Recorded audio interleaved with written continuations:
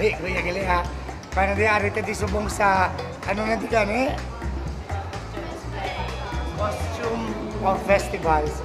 Balitaran nga mga naga-festival o nila mga costumes.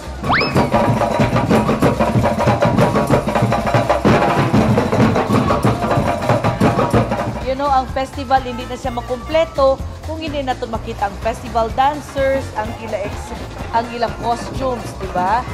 Anong effects ang panaad sa tourism natin? Okay.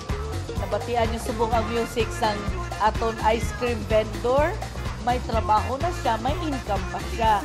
How much more nakadamo di sang garay sang chicken.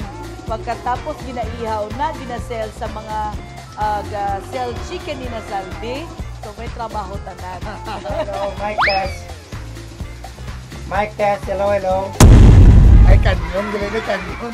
Hello, hello. Sana kabugal sa mga negosanon na kita best tourism event in the festival category. So, kadto ka mo di sa panaad, may time pa ka mo until April 25. Thank you, Ma'am Jen. M16! M16! Ako si Rusty Ramos, ang padayon yung upod sa pagbiyahe.